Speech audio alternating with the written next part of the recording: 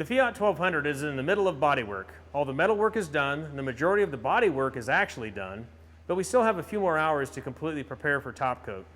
All the chrome fixtures have been fitted, windscreen fitted, top fitted, basically anything that will be assembled to the car after it is painted. You don't want to be fitting things after the car is painted. It's all done now. The final color of this car will be blue, so we make all the material underneath blue as well.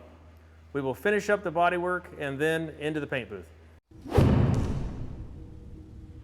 To stay up to date with our latest videos, make sure to subscribe to this channel by clicking the button in this video.